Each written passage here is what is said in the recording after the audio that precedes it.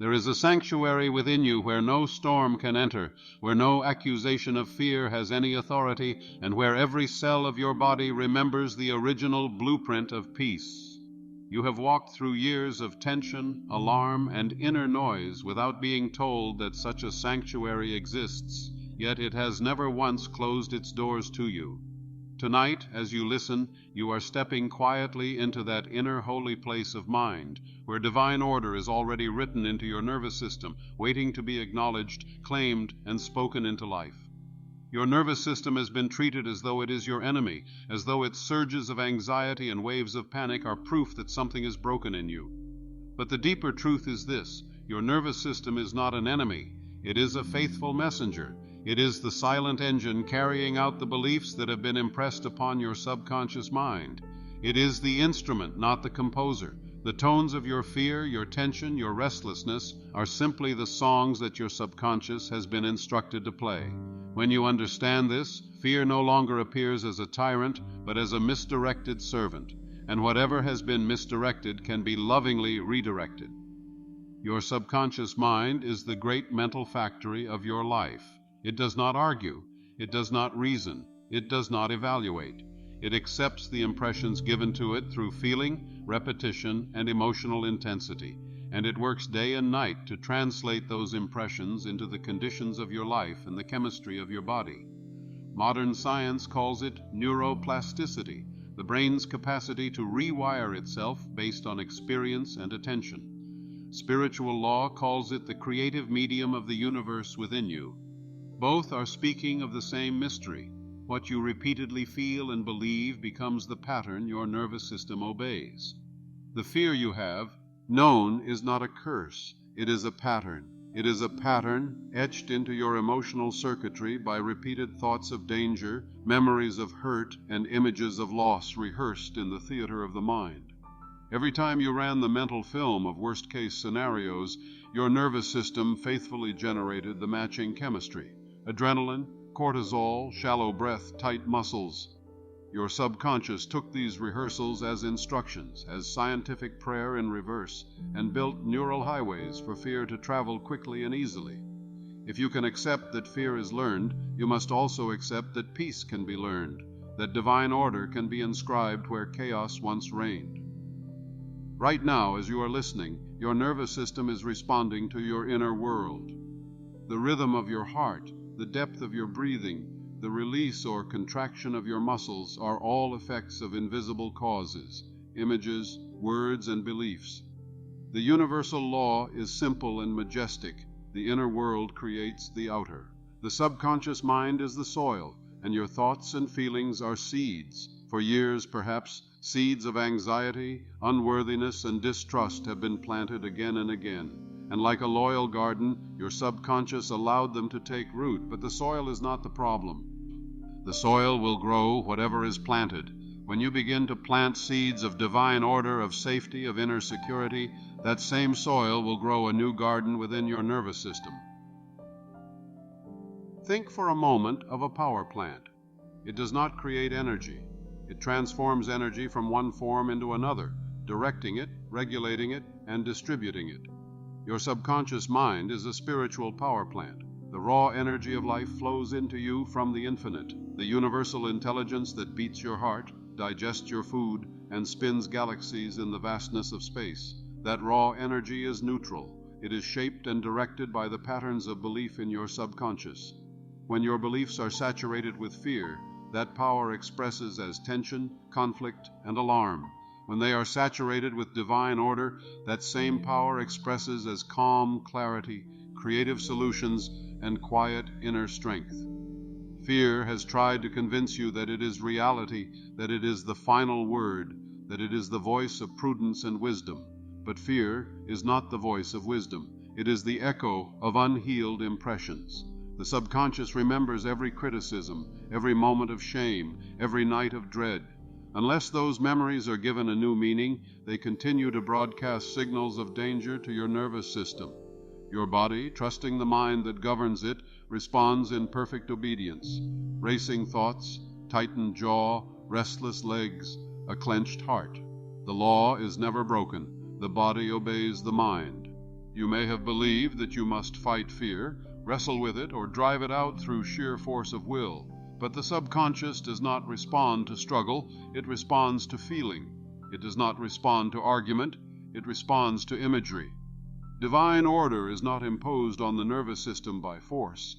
It is impressed upon it by steady, loving repetition of truths that resonate as already real. You do now. Ought conquer fear by shouting at it, but by calmly refusing to feed it and consistently feeding the mind with images and words of safety, peace, and divine guidance.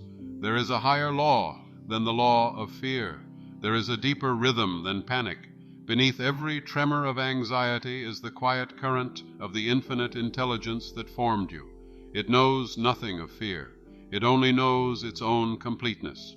You are not trying to bring peace in from the outside. You are allowing the peace that is already in the depth of your being to rise up and take command. This is what it means to declare divine order in your nervous system. It is to calmly state again and again that the only authority over your nerves, your heart, your mind is the divine intelligence that created them. Gently within yourself you may affirm, "Divine order governs my mind and body now. The peace of the infinite fills my nervous system. Every cell listens and obeys." Say it slowly, as though each word were a soft hand placed upon your heart. Scientific prayer is not a frantic repetition of phrases. It is a deliberate inner choice to claim as present what you desire to see express. When you declare divine order, you are not hoping that a distant power might intervene. You are activating the law that already exists, the law that what is claimed in consciousness with feeling and conviction must express as condition. Think of a woman who, for years, woke every night with a pounding heart and trembling hands. She believed she was at the mercy of her panic. Doctors examined her. Machines measured her heart rhythms and brain waves. They told her nothing was structurally wrong, yet the fear persisted. She felt defective, cursed by a nervous system that would not cooperate. Then one evening, overwhelmed and exhausted, she read that the subconscious mind is always listening, always obeying the last emotionalized command it has received. For the first time, she considered that her fear was not a verdict, but a habit. That night, instead of bracing herself for another storm, she tried something new. She placed her hand on her chest and whispered to her own subconscious, "You are safe now. We are not in danger. Divine intelligence guides and protects us. I love you. Thank you for trying to protect me. You can rest now." She repeated these words, not mechanically, but with as much tenderness as she could gather.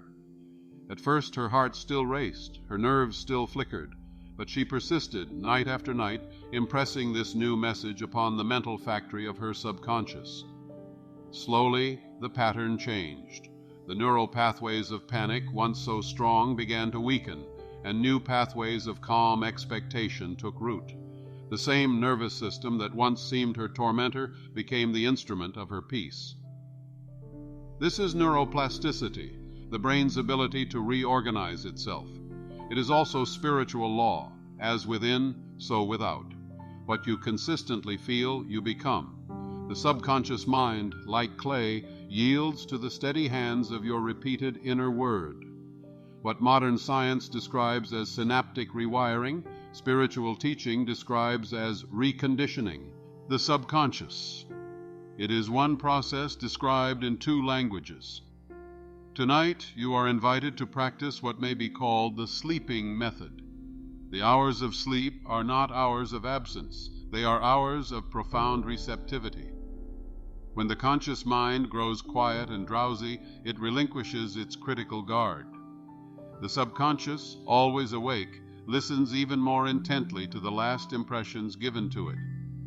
Many have used these sacred hours to program worry, replaying failures, rehearsing conflicts, and dwelling upon what they fear.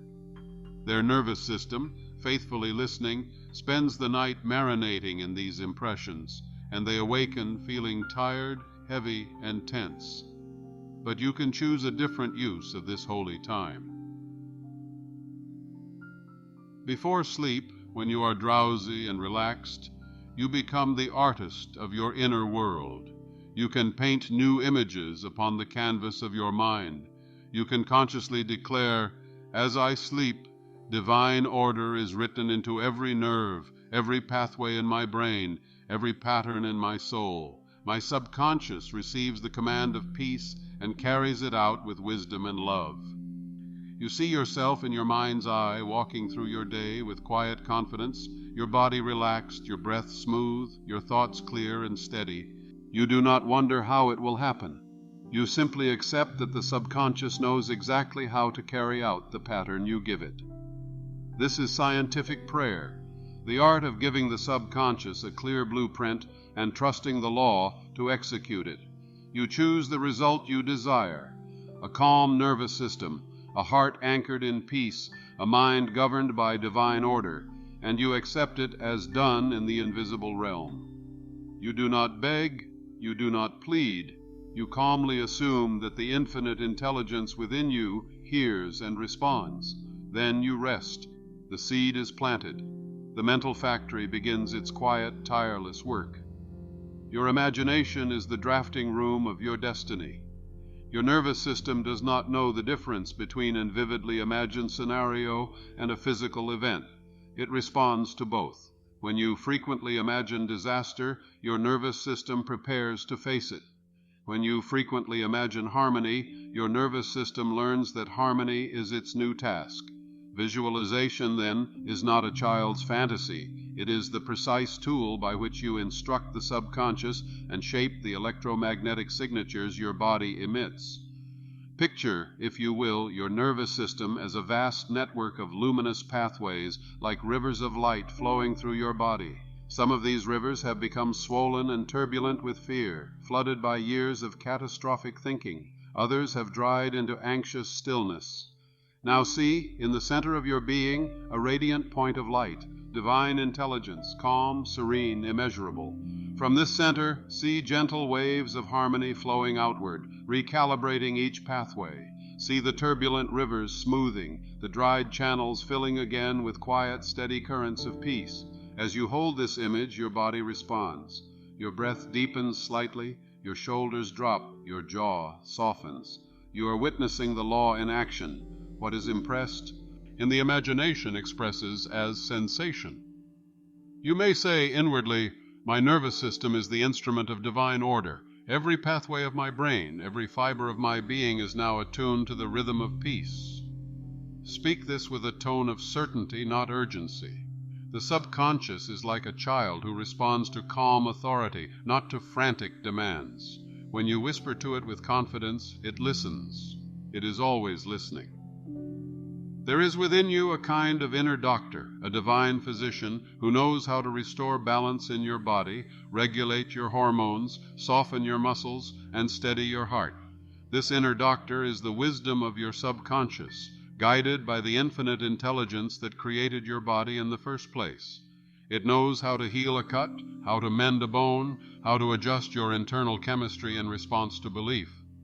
When you declare divine order, you are giving this inner doctor exact instructions. Restore harmony in my nervous system. Normalize my responses. Let my body remember safety and ease. When the command is given with feeling and repetition, the inner doctor carries it out with perfect precision. Consider the law of substitution, a spiritual law that modern cognitive science echoes. Your mind cannot hold two opposing thoughts with equal conviction at the same time. When a fearful thought arises, "Something bad will happen, I cannot cope, my body is out of control," you do not fight it directly, for what you fight you often strengthen. Instead, you gently substitute. You introduce a chosen higher thought. Divine intelligence guides me now. I am safe in this moment. My body knows how to calm itself. I am supported.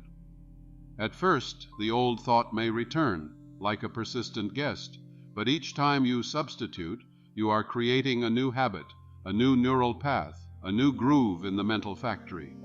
Eventually, the fearful thought grows weaker through neglect, and the chosen thought grows stronger through repetition. Emotional alchemy is the art of transmuting the very energy of fear into peace. Energy cannot be destroyed, but it can be transformed. The tightness in your chest, the flutter in your stomach, the heat in your face, these are not enemies. They are raw energy ready to be repurposed. When you label them as terror, they intensify as terror. When you meet them with the awareness of divine order, you can say within yourself, "This is simply energy moving. I choose to see it as power, as life, as a sign that my body is alive and responsive. I now direct this energy into calm strength." The same surge that once fueled panic can become the warmth of courage. In a quiet moment, you might hear the inner dialogue of your old conditioning. "You are not safe. Something is wrong with you. Your body cannot be trusted." Instead of arguing with this voice, you allow a new voice to rise, steady and gentle. "Beloved subconscious, I thank you for trying to keep me safe. But those old messages are no longer true. There is a higher truth now. Divine intelligence is in charge. All the power of heaven and earth is on my side, guiding my thoughts, regulating my body, surrounding me in protection. I release those old alarms and welcome a new pattern of peace." The subconscious hears this inner conversation as instruction. It does not analyze your words, it receives your feeling. Your thoughts radiate, forming an unseen field around you. Modern science speaks of electromagnetic fields. Spiritual teaching speaks of auras, atmospheres, or vibrational frequencies. Whatever language you choose, the truth remains. What you consistently think and feel creates the subtle environment in which your nervous system lives. When your inner atmosphere is saturated with thoughts of danger and inadequacy, your nerves remain on high alert, scanning for threats. When your inner atmosphere is saturated with trust, gratitude, and quiet confidence in divine order, your nervous system receives the message that it can stand down, that it can rest in safety. The subconscious loves secrecy and silence. When you quietly hold a new image of yourself, a person whose nervous system is governed by peace, whose days unfold in calm clarity, this silent inner conviction accumulates power. You do not need to announce it to others or defend it. As you guard your inner work in silence, you concentrate your energy. The subconscious, receiving this concentrated charge, begins to adjust your perceptions and behaviors to match it. You may find yourself breathing more deeply, speaking more slowly, choosing differently without effort. This is the invisible law at work, inner conviction slowly crystallizing into outer habit. Now, allow yourself a simple guided journey. Gently bring your attention to the area around your heart. Without forcing your breath, just notice it. There is a quiet rhythm there, a pulsing that has continued since your first moment in this life. It has never demanded your attention, yet it has never ceased its work. This rhythm is tuned to divine order. Even when your mind has been in chaos, your heart has kept its beat. See, in your mind, a soft golden light around your heart, spreading with each breath through your chest, your shoulders, your arms and hands. Each out-breath is like a soft wave of release, letting go of old tension. Each in-breath is like a quiet blessing, inviting greater peace. Silently affirm, "The peace of the infinite fills me now. This peace orders my nervous system. My mind is calm, my body is at ease, my heart is secure." As you say this inwardly, see the golden light flowing upward into your throat, relaxing your voice, unwinding any constriction. Let it move gently into your jaw, your tongue, your face, smoothing your brow, softening the little muscles around your eyes. Let it rise into your brain, bathing every neural pathway in this quiet radiance. See the old fear circuits fading like unused paths in a forest, grass growing over them, while new paths of trust and serenity are carved by steady footsteps of reassuring thoughts. You are not forcing your body to comply, you are inviting it to remember its original order. Before any trauma, before any harsh word, before any anxious story, your nervous system was an instrument of pure responsiveness, designed to keep you alive and also to let you rest deeply in safety. That memory is still there, written in the blueprint of your being. Divine order is not a new installation. It is a restoration of what was always meant to be. There is a universal intelligence that designed the intricate circuits of your brain, the branching network of your nerves, the subtle timing of your hormones. That same intelligence resides in you now, not as an abstract idea, but as a living presence. You can call it God, Source, Infinite Mind, or simply life. It is the same life that animates the stars and opens the petals of a flower in the morning sun. When you acknowledge this presence as the true governor of your nervous system, you remove fear from its throne. You no longer bow to the opinions of the past, to the tyrannies of old conditioning. You bow inwardly to the one authority that has always been worthy of trust. From this recognition, you may quietly say, "There is only one power operating in my mind and body, and that power is divine love and intelligence. Fear has no authority here. Panic has no authority here. Old stories have no authority here. Divine order rules this house." You feel as you say this, not a loud defiance, but a gentle certainty, like closing the door on a noisy street and sitting down in a quiet room. The world outside may still bustle, but your inner sanctuary is now under new management. Your subconscious mind is like a mental reservoir. For years, perhaps, streams of fearful impressions have poured into it. News, conversations, personal experiences, inherited beliefs. The reservoir filled with images of threat. Your nervous system simply swam in that water. Now, by consciously choosing thoughts of peace and divine order, you are redirecting new streams into the reservoir. It may take some time for the waters to clear, but the process is inevitable. As you persist, the quality of the reservoir changes, and with it, the quality of your nervous system's responses. Remember that repetition is the mother of belief. You cannot expect one declaration of peace to uproot years of inner alarm, but you can expect that each sincere declaration plants a seed. Each night as you fall asleep, each morning as you awaken, you have an opportunity to speak to your subconscious, to address your nervous system with kindness and authority. You might say upon waking, "Today, divine order governs my mind. My nervous system works in perfect harmony with life. I respond to the world with calm wisdom. I am guided in all things." These words are not empty. They are commands given to the spiritual factory of your mind. You may wonder, what if I still feel fear even as I affirm peace? The answer is simple.